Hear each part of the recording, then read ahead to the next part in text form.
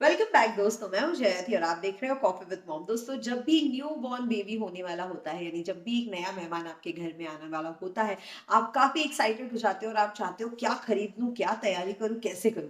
Right, तो उसी में हेल्प करने के लिए आज हम आपके लिए लाए हैं एक शॉपिंग लिस्ट। जी हाँ, न्यू बॉर्न बेबी के लिए शॉपिंग लिस्ट हम आपके लिए लेकर आए हैं, जिसमें है सारी जरूरत की चीजें जो एक न्यू बॉर्न बेबी को बहुत हेल्पफुल होगी। और अगर आप शॉपिंग करना ही चाहते हो तो डेढ़ों दर्जन कपड़े और सजावट का सामान लेने से अच्छा है इन इंपॉर्टेंट चीजों को आप लीजिए, ताकि आप बेबी के केयर में उसकी मॉम की हेल्प कर पाओ और बेबी को भी एक अच्छा गिफ्ट दे पाओ जिसका वैल्यू हो। राइट, तो सबसे पहले बात करते हैं डाइपरिंग को लेकर। सो डाइपरिंग के लिए आप क्या क्या आप क्या क्या परचेज करना पड़ेगा आपको। तो सबसे पहला है डाइपर्स, ऑफ कोर्स। हमने स्टार्टिंग में पैम्पर्स लिया था, उसके बाद हमें लगा वो काफी इकोनॉमिकल नहीं है, वो काफी महंगा है, तो हमने मैमी पोको पैंट यूज करना शुरू किया। एंड ट्रस्ट मी, दोनों की क्वालिटी में उतना कोई डिफरेंस नहीं था, लेकिन प्राइस डिफरेंस था। So I would recommend MamyPoko pants ले लीजिए। वेल, अभी जो भी मैं आपको लिस्ट बताने वाली हूँ इन सबका लिंक मैं आपको डिस्क्रिप्शन बॉक्स में दे दूंगी, तो आप वहां जाकर आराम से अपना परचेज कर सकते हैं।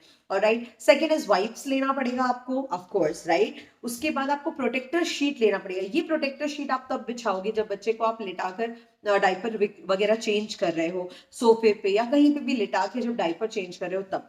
फोर्थ होगा डायपर रैश क्रीम। देखो, डायपर रैश क्रीम ना सिर्फ तब नहीं यूज करना है जब रैशेस आ गए हैं, आपको ये रेगुलरली भी यूज करना है ताकि वो जगह जो है वो मॉइस्चराइज्ड रहे और रैशेस का खतरा टला रहे। उसके बाद आता है मैट्रेस प्रोटेक्टर, वेरी इंपॉर्टेंट। आपको जो आपके गद्दे होते हैं ना, बच्चे कभी भी सुसु पोटी कर सकते, राइट। अगर वो गद्दों पे गिरा ना तो आपका गद्दा जो है वो खराब हो जाएगा। एंड डेफिनेटली आमतौर पे नॉर्मली घर पे अच्छे मैट्रेसेस ही लोग रखते हैं, महंगे मैट्रेसेस रखते हैं, लेकिन और बच्चा घर पे है तो ऑब्वियसली आगे जाके तो चाय पानी कॉफी ये सब गिरना तो बहुत नॉर्मल हो जाएगा। इसलिए आप एक मैट्रेस प्रोटेक्टर खरीद लो ताकि आप अपने गद्दे को एकदम बचा पाओ। तो नेक्स्ट टाइम अगर कभी गीला हो भी रहा है तो आप सिर्फ चद्दर एंड मैट्रेस निकाल के सुखा दो, धुल के सुखा दो, आपको पूरा गद्दा उठाने की जरूरत नहीं पड़ेगी। राइट, उसके बाद आता है diaper bag, that is very important. बच्चों को लेके आपको अभी रेगुलरली डॉक्टर विजिट को जाना पड़ेगा, कभी इधर उधर घूमने जाना पड़ेगा। राइट, तो एक डाइपर बैग होना बहुत जरूरी है जिसमें बच्चे की जरूरत की सारी सामान हो, ताकि आप बाहर जाके ना पैनिक ना हो जाओ और ना बच्चे को कोई परेशानी झेलनी पड़े। और राइट, अब बात करते हैं फीडिंग से रिलेटेड चीजों की। तो ऑफ कोर्स हम तो रिकमेंड डेफिनेटली करेंगे कि बच्चों के लिए आप ब्रेस्ट फीडिंग ही होना चाहिए, लेकिन इनकेस ब्रेस्ट फीडिंग नहीं है तो आपको फॉर्मूला मिल्क अपने साथ रखना जरूरी है, एंड गर्म पानी का थर्मस बॉटल भी। ठीक है, next is nipple shield. Why nipple shield? जब बच्चा स्टार्टिंग में कोशिश करता है ना दूध पीने का, तो वो निपल को ना बहुत हर्ट कर देता है, बहुत नोच देता है, और इससे निपल में ब्लीडिंग शुरू हो जाती है, पेन शुरू हो जाता है। इसलिए मॉम्स के लिए निपल शील्ड बहुत मस्ट है अपने पास रखना। निपल शील्ड एक शील्ड होता है जो कि आप निपल पे लगा दो, ताकि जब बच्चा उसको दूध पीने की कोशिश करे ना तो उसका जो गम्स है ना उससे वो नोच ना पाए और दूध भी निकलता जाए, उसको दूध पीने में भी दिक्कत ना हो। ये वो लोग भी यूज करते हैं जिनका निपल प्रॉपर नहीं होता, लाइक अंदर की तरफ धंसा हुआ होता है ना, वो भी निपल शील्ड लगाते हैं ताकि वो आराम से फीड कर पाए, आराम से दूध पी पाए, सक कर पाए। उसके बाद आता है breast milk extractor. Like normally वो एक पंप होता है जिसको हम ब्रेस्ट मिल्क पंप भी बोलते हैं। सो उस पंप से ना आप ब्रेस्ट मिल्क निकाल के बॉटल में रख सकते हो। कभी आपको बाहर जाना है या आप कंफर्टेबल नहीं हो बाहर पिलाने में, या आपको ऑफिस जाना है या किसी भी इंपॉर्टेंट काम पे जाना है, तो आप एक बॉटल में अपना ब्रेस्ट मिल्क पंप करके या एक्सट्रैक्ट करके बॉटल को बंद करके रख सकते हो। एंड अगले 2-3 घंटे तक आप बच्चे को आराम से वो ब्रेस्ट मिल्क पिला सकते हो। ठीक है, उसके बाद आते हैं बॉटल्स। तो बॉटल्स एनी टाइम मैं एवेंट का ही सजेस्ट करूंगी, क्योंकि शिवन्या के लिए भी हमने डे वन से वही यूज किया था। जो नॉर्मल मार्केट में ना आपको 50-60 रुपए में भी मिल जाते हैं, वो प्लीज यूज मत करना। वो प्लास्टिक की क्वालिटी अच्छी नहीं होती, वो बहुत जल्दी खराब हो जाता है, बैक्टीरिया उसमें जल्दी बनता है, एंड वो बच्चे के लिए बिल्कुल हेल्दी नहीं है। बॉटल से रिलेटेड एक वीडियो हम जल्द बनाएंगे, किस तरह से आपको इस बॉटल का टेक केयर करना है, बहुत जरूरी है, because that is the thing जो बच्चे के डायरेक्टली मुंह में जाता है। ओके, उसके बाद आता है nipple cream, that is also very important. जैसा कि मैंने आपसे कहा, जब दांत वांत लगाता है ना बच्चा, या कई बार चोट लग जाती है फिर निपल पे, तो फिर आपको वो निपल क्रीम एक आती है। तो जब बच्चा फीड नहीं कर रहा है तब आप अच्छे से निपल क्रीम को लगाकर छोड़ सकते हो, और उसके बाद जब फीड करेगा तब अच्छे से उसको पोंछ दो, गीले कपड़े से पोंछ दो, एंड देन उसको पिलाओ। क्रीम बच्चे के मुंह में नहीं जाना चाहिए, ये भी आपको ध्यान रखना है। बर्प क्लोथ बहुत इंपॉर्टेंट है, भी बच्चों को सुलाना है तो हाँ सॉरी दूध पिलाते हैं तो उनको उसको पीठ पे इस तरह से करके बर्प कराते हैं। बर्प क्लोथ का मतलब होता है छोटा सा रुमाल टाइप, क्योंकि बच्चा जब बर्प करता है ना तो थोड़ा सा दूध वो मुंह से फेंकता है।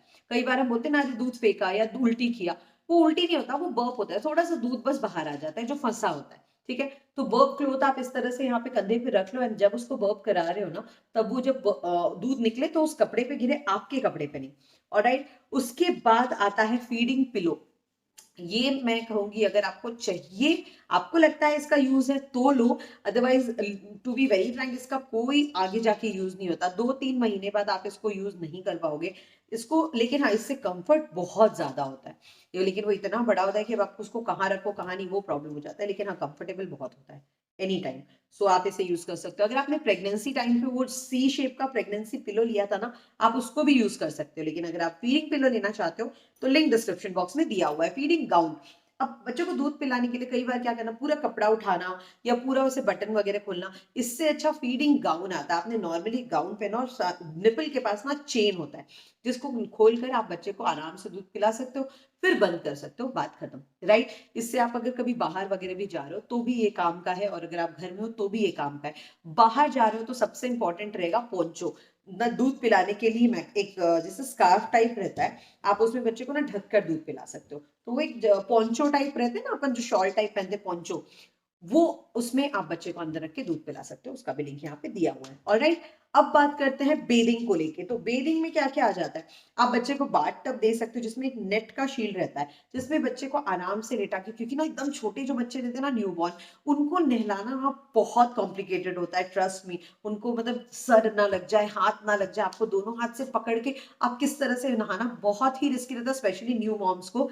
आई नो, बिकॉज शिवन्या को नहलाने के लिए मेरे लिए ये जो बाथ मैट था या बाथ टब था बहुत हेल्पफुल था। So I would recommend go for this. मैं आपको डिस्क्रिप्शन बॉक्स में इसका लिंक दे दूंगी। बॉडी ऑयल चाहिए बच्चों को, अब ठंडक का मौसम है तो आप ठंडक के मौसम में तो डाबर लाल तेल ऑफ कोर्स सब वही यूज करते हैं, लेकिन अगर आप डाबर लाल तेल यूज नहीं करना चाहते हो तो भी ऑप्शंस बहुत सारे हैं। आप आराम से उनको नॉर्मली जो अपना ऑर्गेनिक कोकोनट ऑयल होता है, आमंड ऑयल होता है, इनको मिक्स करके लगा सकते हो, इसमें थोड़ा सा ऑलिव ऑयल डाल सकते हो, आप घर पे ऑयल्स प्रिपेयर कर सकते हो। और नहीं तो हमारे जॉनसन्स बेबी या ममा अर्थ के आपको बेबी ऑयल्स मिलते हैं जो भी बहुत अच्छे होते हैं।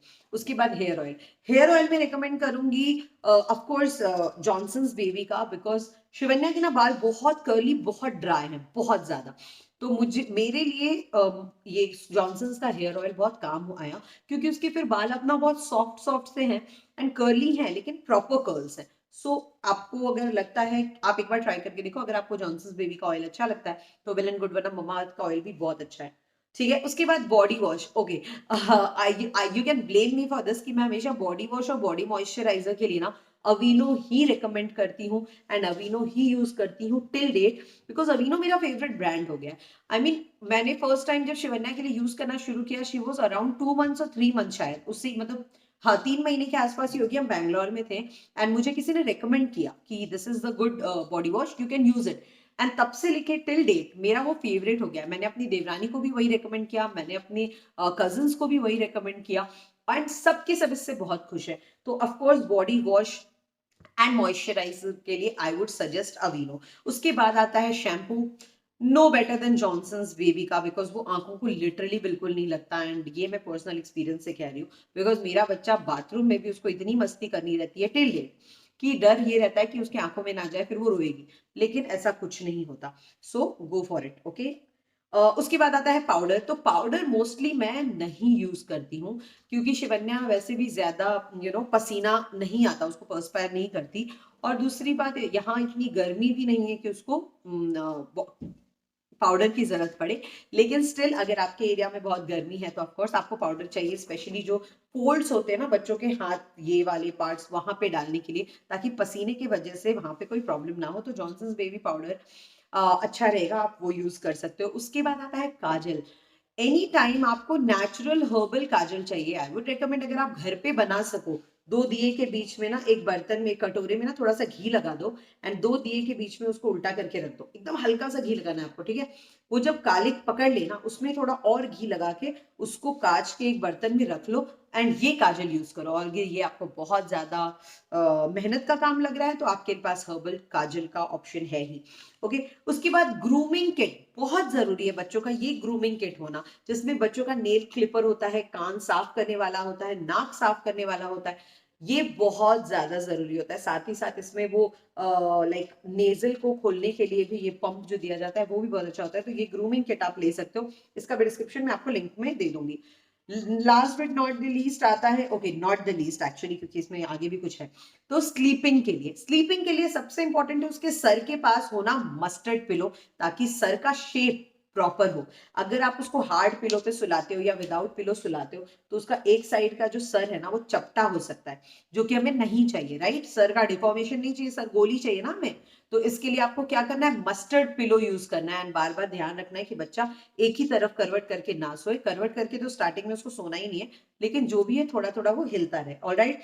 उसके बाद मॉस्किटो नेट, वेरी इंपॉर्टेंट, आपको मॉस्किटो नेट लगाना है, स्पेशली इस मौसम में जब डेंगू भी बढ़ रहा है एंड मच्छर भी बढ़ रहे हैं, तो वो लगाना बहुत जरूरी है। नेक्स्ट इज बॉल्स्टर पिलो, जो आपको दोनों साइड में होते हैं ना, लंबे लंबे वाले पिलो, वो दोनों साइड में लगाना है, ताकि बच्चा पीठ के बल ना जाए और करवट भी ना ले। इस टाइम पे जब बच्चा न्यू बॉर्न है तो उसको सिर्फ पीठ के बल ही सोना है, उसका पूरा शरीर ऊपर ऐसे मुंह होना चाहिए, ऑलराइट। तो इसके लिए वो बॉल्स्टर पिलो को पकड़ के रखना, मतलब उसको बच्चे को संभाल के रखने के लिए बहुत काम आएगा। साथ ही साथ इससे ना बच्चे को लगता है कि हाँ साथ में कोई है, तो उसको बहुत अच्छा लगता है।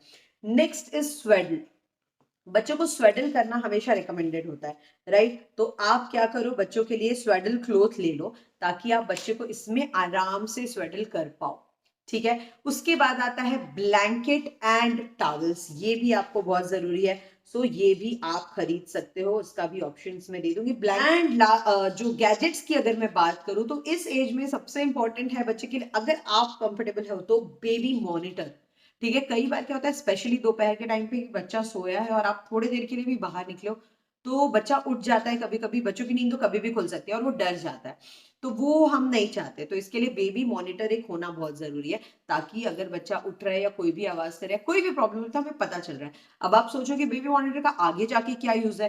दोस्तों, जब बच्चा खेल रहा है आप उसको अकेले आराम से खेलने छोड़ सकते हो, जैसे हॉल में आपने कार्टून सॉन्ग्स वगैरह लगा दिया, बच्चा को उधर टॉय वॉय दे दिया और वो खेल रहा है, राइट? वहां पे आपने बेबी मॉनिटर रख दिया और किचन में जाके काम करो, आप कंटिन्यू देख पा रहे हो कि बच्चा क्या कर रहा है। इन केस कोई कीड़ा वगैरह बच्चे के सामने आ जाए या बच्चा गिर जाए या किसी चीज से चोट लग जाए, तो आप तुरंत बच्चे के पास पहुंच सकते हो, क्योंकि आपको पता है कि बच्चा क्या कर रहा है, बच्चे का एकदम लाइव उसको आप देख पा रहे हो, राइट? और आप निश्चिंत होकर भी किचन में काम कर पाओगे। अदरवाइज क्या रहता है, हमारा एक पाँव किचन में है एक पाँव बच्चे के पास, एक पाँव किचन में एक पाँव बच्चे के पास, वो हम नहीं चाहते। इसलिए बेबी मॉनिटर मैं रेकमेंड डेफिनेटली करूंगी, बाकी आपकी मर्जी है टोटली। एंड दूसरा है ये कार सीट, जो कि बच्चे को कैरी करने के भी काम आता है एंड कार में बिठाने के भी काम आता है। मेरे हिसाब से ये टोटल वेस्ट है, लेकिन अगर आप खरीदना चाहते हो देन गो फॉर इट, मैं इसका भी लिंक आपको डिस्क्रिप्शन में दे दूंगी।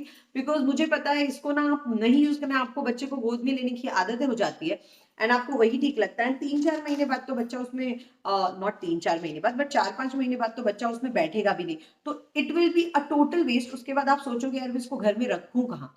सो अगर आप ये सब चीजों के लिए प्रिपेयर्ड हो तभी ये सब लेना, अदरवाइज मैं ये जो बड़ी बड़ी चीजें होती है ना बच्चों के लिए, वो कभी भी रेकमेंड नहीं करती। It is total waste of money and space, क्योंकि आप घर पे लाने के बाद आप सोचते हो उसको रखना का है, ये नहीं होना चाहिए, right? So thank you so much for watching coffee with mom. ये सारी शॉपिंग लिस्ट का जो है मैंने नीचे डिस्क्रिप्शन बॉक्स में आपको लिंक दिए हुए हैं, गो अहेड बिंदास शॉपिंग करो। This is the best time, this is the happiest time आपके लाइफ में, इसलिए कहीं से भी खुद को रोकने की जरूरत नहीं है, बिंदास शॉपिंग करो। लेकिन प्लीज सेंसिबली करना, जो चीजें बच्चों के लिए बहुत अच्छी है वही लेना, एंड जो यूजलेस चीजें हैं जिनको बस प्रमोट किया जाता है हर जगह, वो मत लेना। अगर उसकी सच में एकदम लॉन्ग टर्म यूज नहीं है तो वो प्लीज मत लेना, alright? Thank you so much, have a nice day and take care of your child. और अगर आपके घर में गुड न्यूज आ रही है तो कांग्रेचुलेशंस इन एडवांस।